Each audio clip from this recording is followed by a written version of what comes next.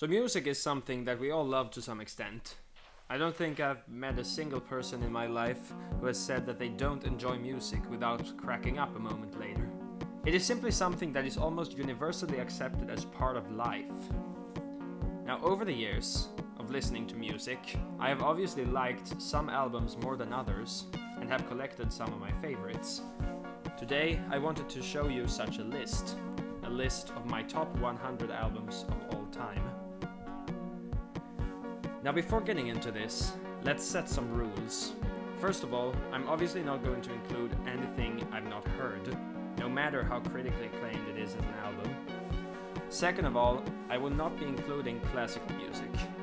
I'm not going to go into extreme detail in how I define classical music, as that deserves its own video, but I will exclude anything that sounds like classical music.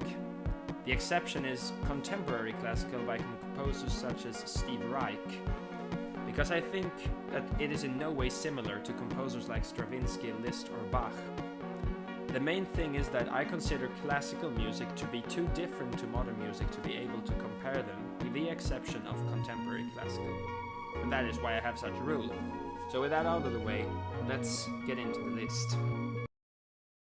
So starting off this list, we have a record from the Norwegian black metal band Emperor, and the record I'm talking about is Novum Equilibrium.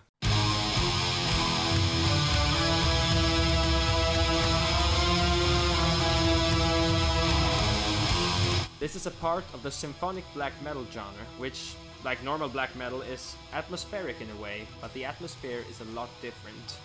What I've always liked about black metal is the unusual way they use chords. And the blast beats, of course, I love blast beats. The Novum Equilibrium is an amazing record filled with killer riffs, amazing vocals, and some of the best chords in the black metal genre. There are a couple of moments on this album that will absolutely blow you away, like the amazing tempo shift in Decrystallizing Reason, which may be the best tune on this album, or the absolutely incredible chords in An Elegy of Icarus. This album is seriously impressive and one of the best black metal albums that I've ever heard.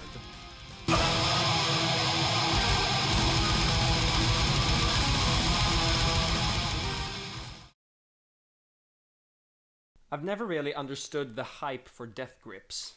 Sure, their beats are really cool, but I really can't stand MC Riot's vocals. Even though I've gotten more used to the vocals, and I'm starting to appreciate the other Death Grips albums more, this one will probably always be my favorite of them.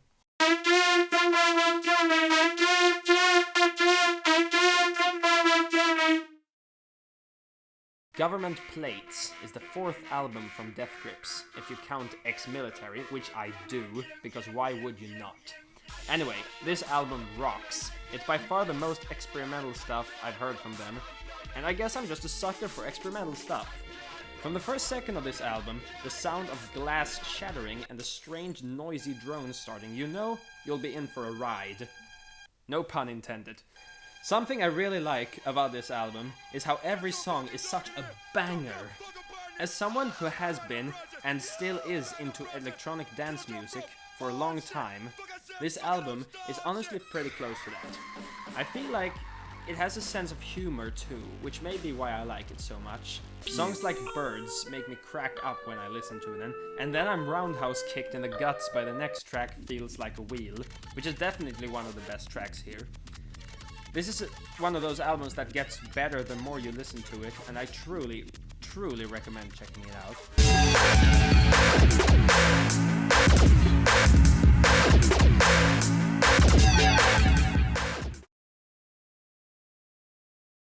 Now, what can I say?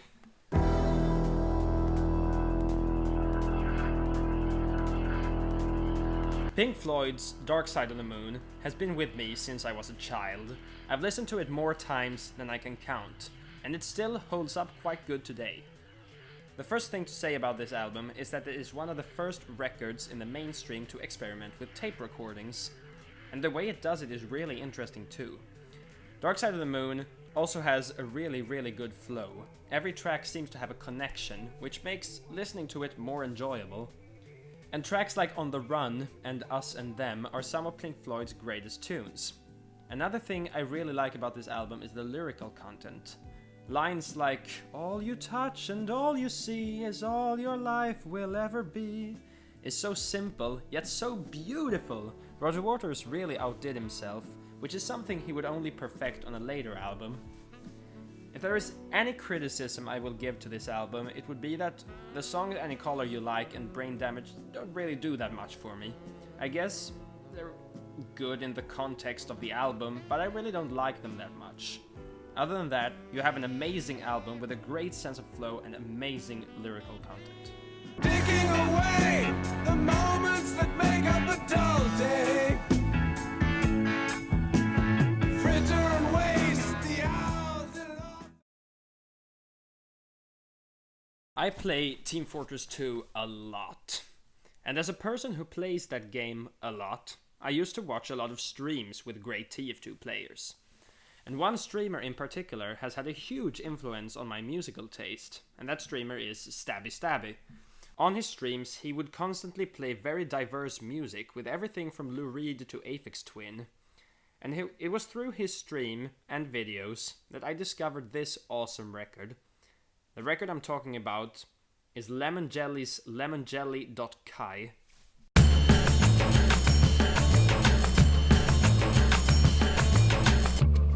Now this is really a compilation album of some EPs by Lemon Jelly, but I've always considered it an ordinary album. It just flows that well. The main thing about this album is one thing: atmosphere. This album manages to create landscapes with its music, which is most obviously heard in tunes like Homage to Patagonia, with its eastern, deserty feeling, and least obviously heard in tunes like A Tune for Jack, where the music gives you a jungly feel, with only the vocal sample being the cause. This is simply a great compilation of electronic tunes. It's really calm too, so don't expect any bangers. Except for Page 1, that song is fucking huge. Anyways, go check it out. Nothing.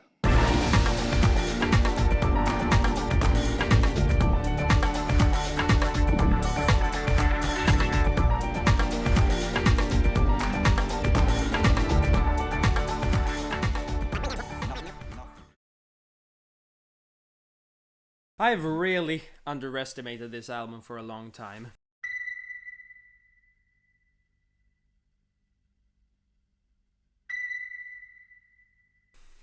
Pink Floyd's Metal is a great precursor to the masterpieces that would come, excluding Dark Side of the Moon, because I actually think this album is better than Dark Side. This is just a stellar collection of tunes, which ends with one of the greatest tunes by Pink Floyd. But there are some tracks that are not spoken too much about that I really, really like, so I will talk about them. One of These Days is a great way to start off an album. It really sounds like a prototype to songs like Money, and I was struggling to say that it's better because it really isn't. But it works so well as an intro and bridges over to the rest of an album in a nice way, so that we can get to some of the incredible tunes. One such tune is Fearless, which has a guitar line that I really like, because it has an unusual chord that really fits. It sounds pretty folky, but with a twist that prevents it from sounding cheap. I never really get tired of listening to it. I guess you could say that it has like a chord progression that sounds usual, but there is one small chord in the middle of it that changes like the entire feeling of the song, which I think is really cool. But the centerpiece of this album is of course the 23-minute song masterpiece Echoes, which is one of the most well-crafted songs over 20 minutes that I've heard. I really like the high-pitched sound that the entire song is based upon, but the highlight of the tune is without a doubt the insanely funky middle part with the organ and the guitar solo. It just sounds amazing. Overall, this is an amazing album by Pink Floyd. It doesn't compare to some of the other albums, but it's still a great listen from a really good band.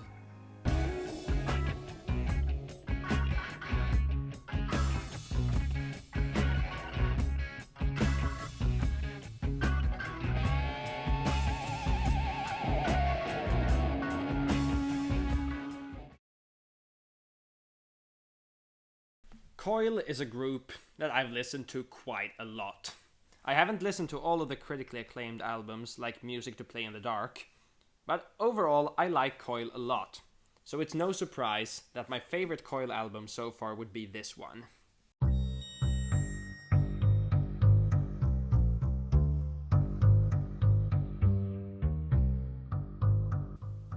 The Ape of Naples is a strange album. It starts off as a beautiful and sad album, but quickly dissolves into becoming creepy and disturbing. I like both of those sides, and there are amazing tunes that are great examples for both of those sides. The Last Amethyst Deceiver is one of the best songs with repetitive structure that I know of. You just never get tired of a fantastic bass line, amazing synth line, and John Balance's eerie vocals. On the flip side, we have It's in My Blood, which instead is an extraordinarily creepy modern classical composition accompanied by a synth line from another Coil tune, which is called Air. It also features Balance's screaming things like, "It's in my bloodstream!" He seems to the listener like he really is infected with something and on the verge of dying, which he unfortunately did before the album was even released, which makes the whole experience even more sad. This was the last proper album by Coil because of John's death, but what a finisher it was.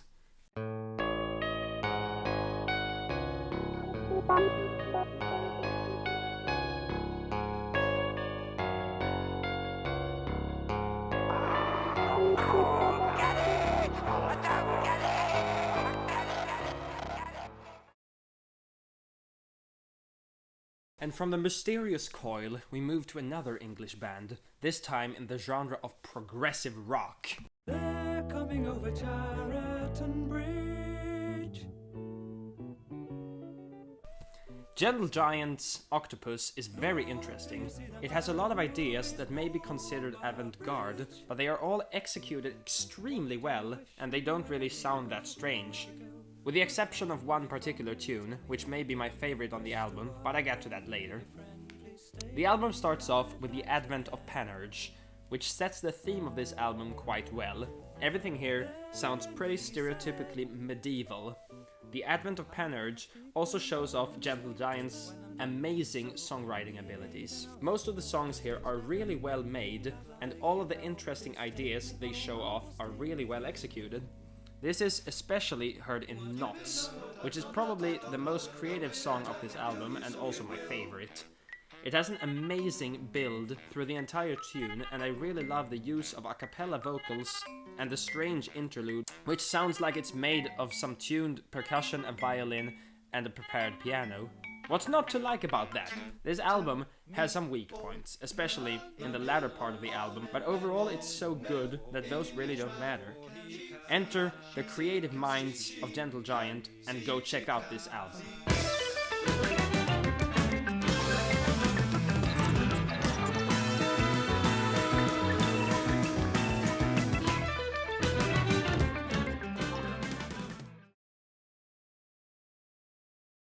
So now we get to the first album on this list from my favorite band of all time, Swans.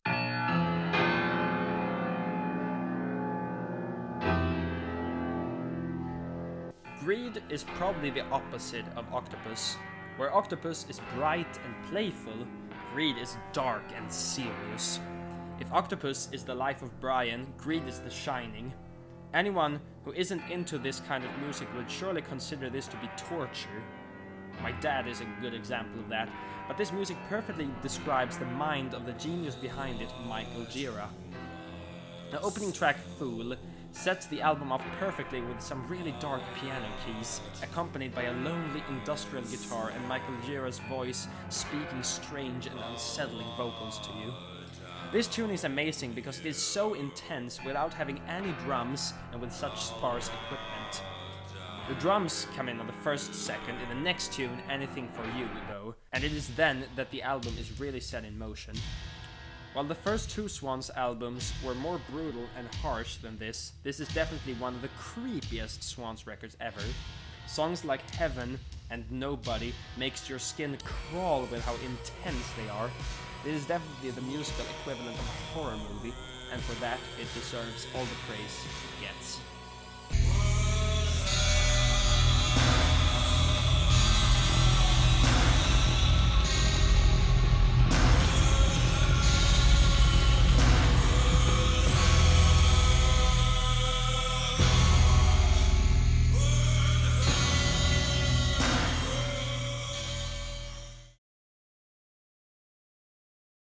Drum and bass is a genre of music that I have listened to for something like 6 years now.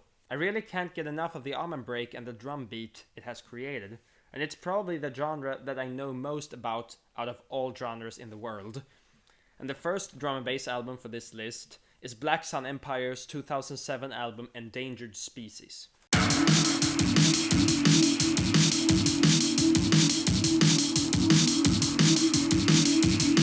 Darkstep is one of my favorite drum and bass subgenres.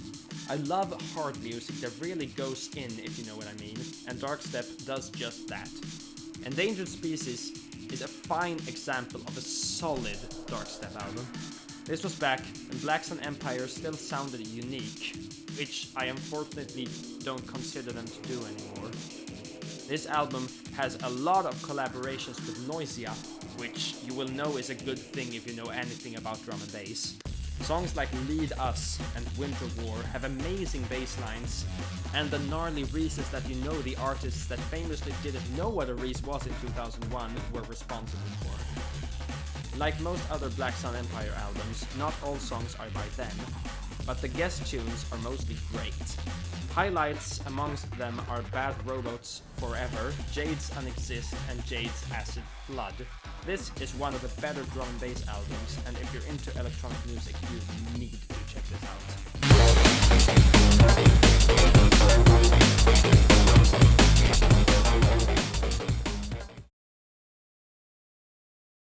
Autechre is probably my favorite electronic act of all time.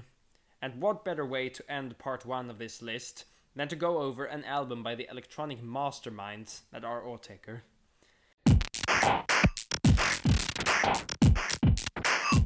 Chiastic Slide is an Autechre album that I rarely, if ever, see mentioned, but I consider this album to be better than Try Repete.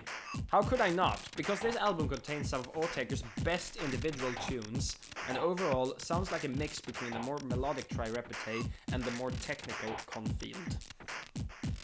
The album begins and ends with 2 incredible tunes that are definitely up there with the best Autechre tunes. Chippeter, which starts off the album, has an incredible beat and a hypnotic melody that is made even weirder when it suddenly switches to 3/4. This song is masterful and beaten only by the last track of the album, Nuane. This track is absolutely incredible with its amazing evolution throughout the 13 minutes of its runtime. The end is actually just noise, but it feels so good to hear that after an incredible first half. The other tracks are similar in style, but vary a lot when it comes to the dynamic range and of course the sounds they are made out of. This is an amazing record by the equally amazing Autechre.